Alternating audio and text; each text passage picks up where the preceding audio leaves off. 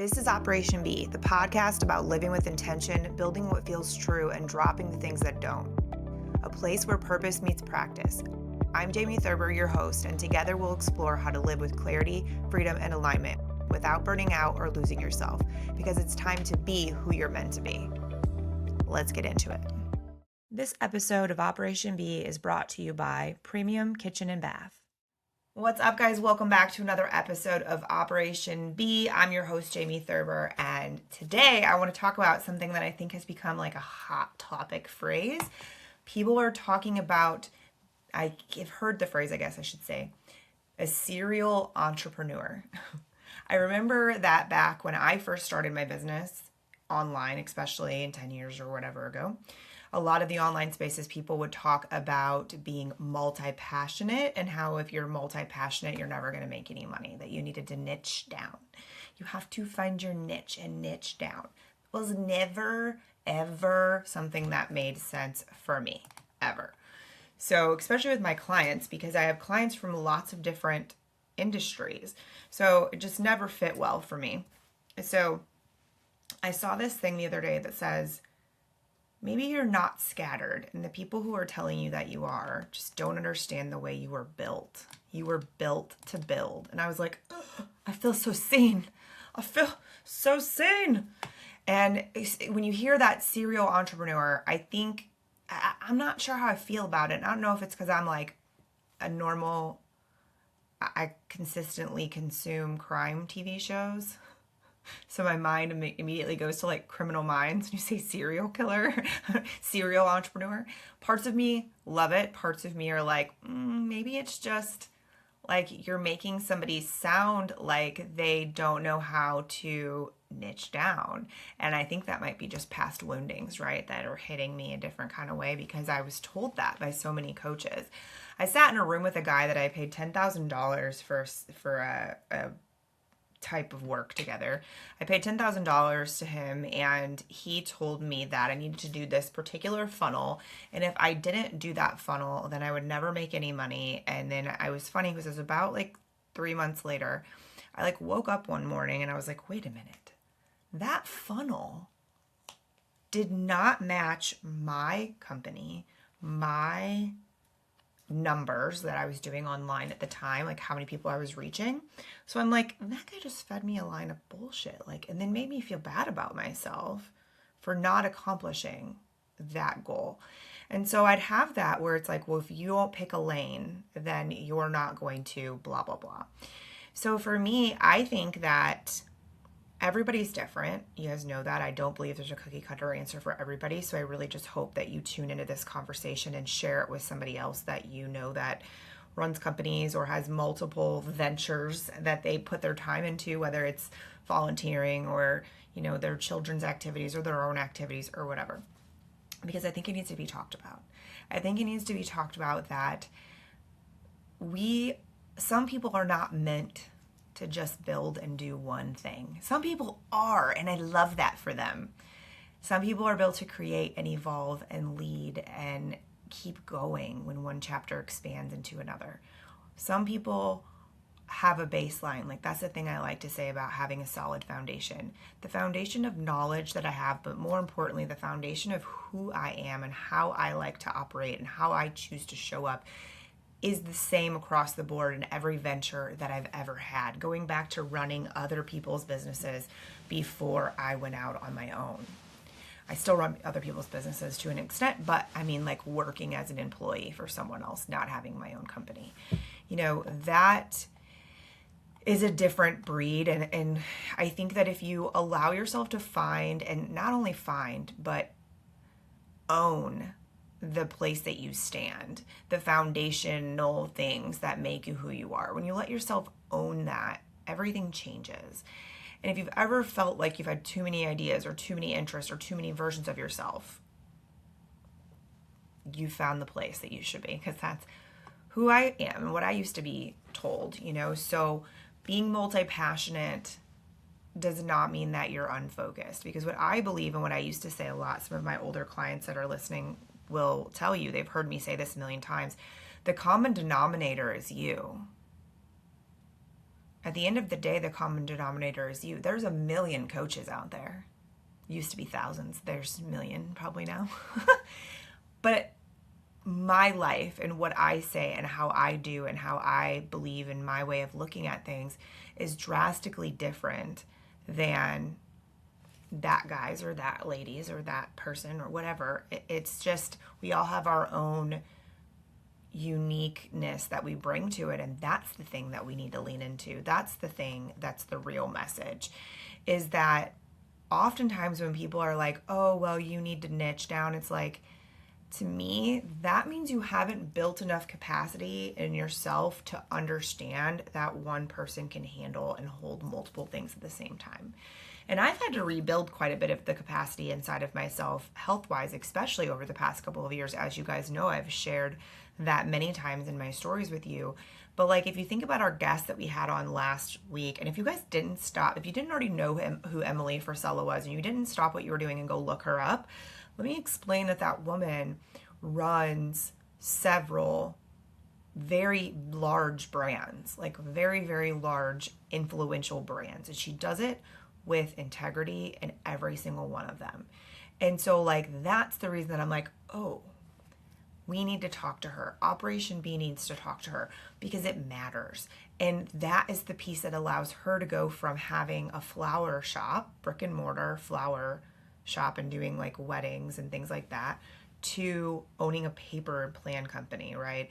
A planner company, to having a cookbook, to running her husband's brand that's influencing millions of people in America, to First Form, which is, if you don't know what that is like a lifestyle health product company. It's, it just like, you don't have to niche down. If you can take your skill set and put it in multiple places and keep track of those things and know that the grounding and the common denominator is you, and you need to feel good about that. Like, that is a gift. That's a gift I wish I could give people. So is everybody able to do that? I don't know. I think that we look at clarity, we look at discernment, we look at reflection. I've got multiple episodes.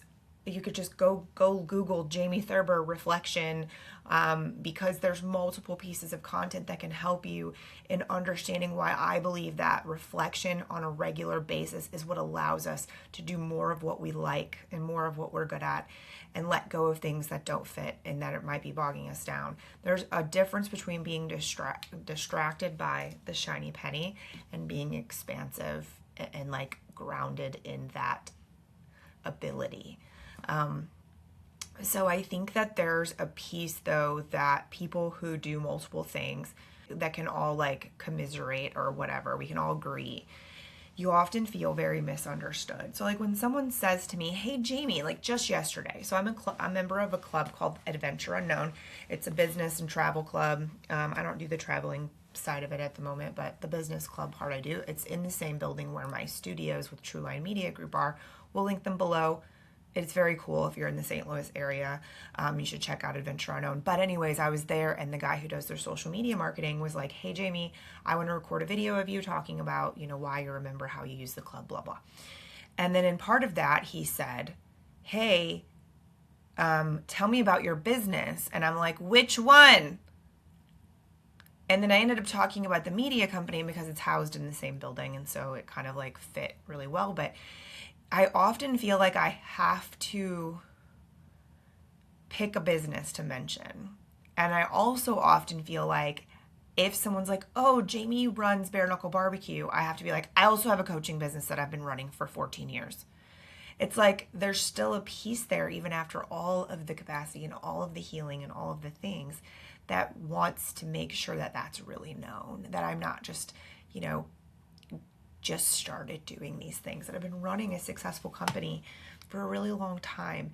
And I think that comes from expectations of other people, the rules of what you're supposed to be. You all know I do not like it when people try to put me in a box, and that comes with that for sure. But people are more comfortable if they can put like a label on you and then they know what box and what lane you belong in. Well, I have never been that girl. I've been making people uncomfortable just by existing as long as I can remember. And at first, I guess there are times, there probably still are, where that's uncomfortable and I don't really know how to deal with that. But in the reality at the end of the day is that I don't care anymore. I'm reaching, getting close to to 40, the age of 40. And I know a lot of people say that that's kind of when you stop giving a shit. Maybe, I don't know. Maybe it's 50. I don't know. But I'm hoping, I usually do things a little faster than the average bear. So we're going for 38 that I'm going to stop caring. So the reality that I want you to know is that I think if you have clarity and you have purpose and you're being true to yourself and what you need, not only like what you want to do. There are times, you guys, that we want to do 1,000 things, but like we need to do these things so that we can, like pay our bills and feed ourselves and shit. So if we want to look at that from a realistic standpoint, like you can be a coach, a business owner, a brand strategist, a creative, a podcast host, a leader, a personal trainer, a speaker, a podcast company owner, media conglomerate, a marketing specialist, a bookkeeper, blah, blah, blah. Think about all the hats that you wear every day. You're already doing it. You already are a serial entrepreneur or serial woman, a serial human. I don't know why we have to give it like titles, but I do often think about like, how do I tell people what I do to make it easier? I joke about it a little bit, I guess, and say like, I run a lot of companies anyway, because it's uncomfortable.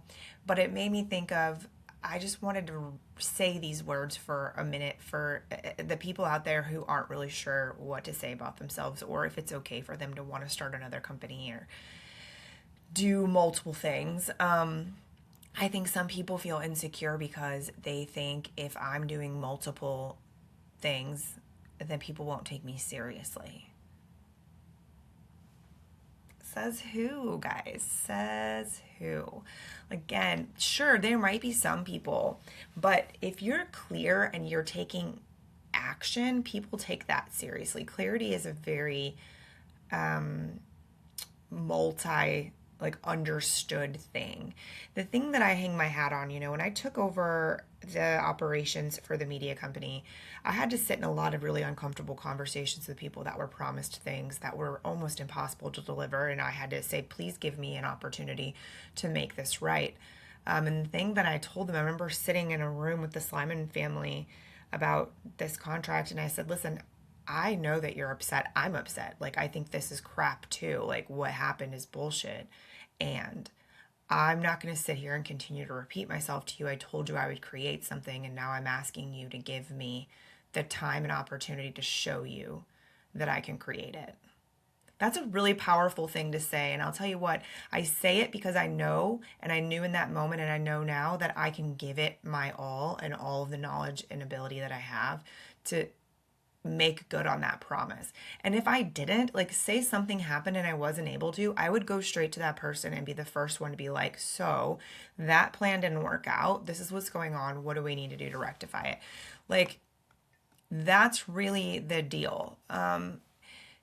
Not shrinking your range and your ability to make other people comfortable with your identity, or like comfortable with whatever. Instead, it's being able and being willing, honestly, you guys, it's being willing to be upfront and honest and clear. And like, me saying that to those guys in that meeting was very vulnerable, because they very well could have been like, I'm not willing, we're not doing this.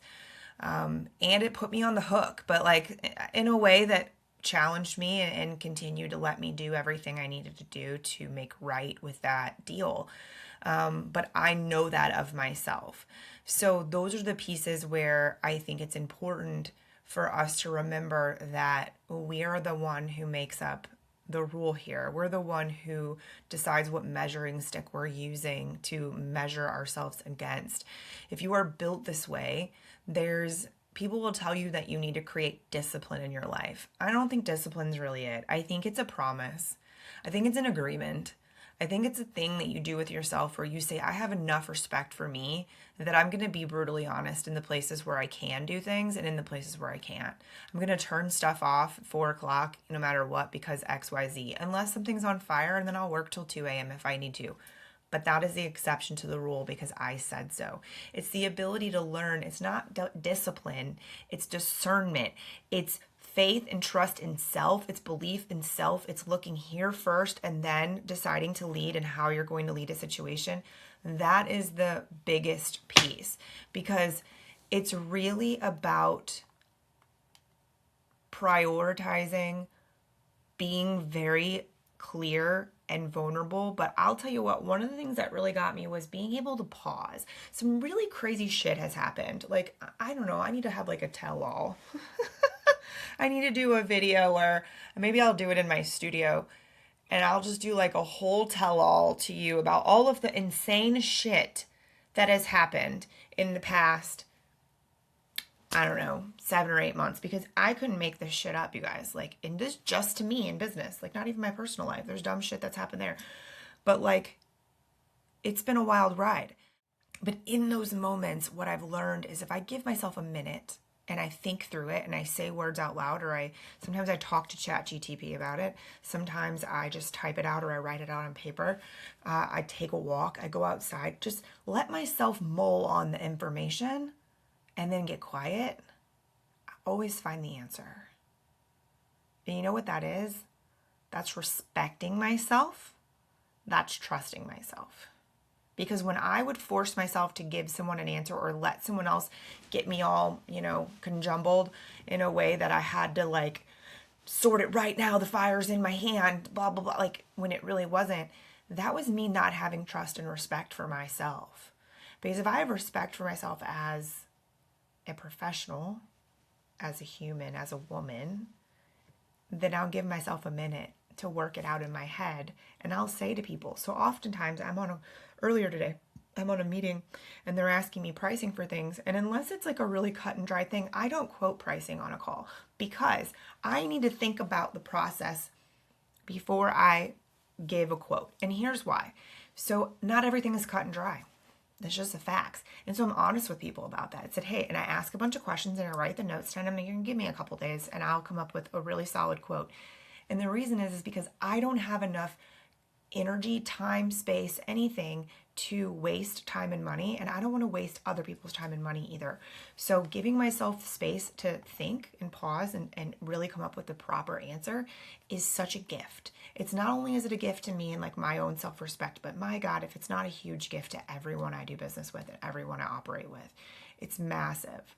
So being someone who can build multiple things doesn't mean that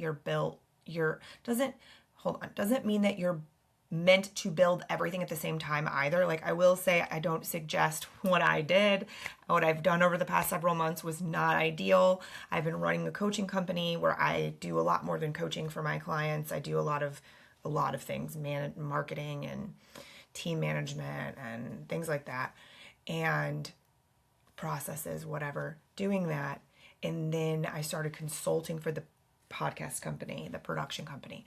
And then I wind up in the production media company running it. And then as a result, not only am I running it, but my hands are in the company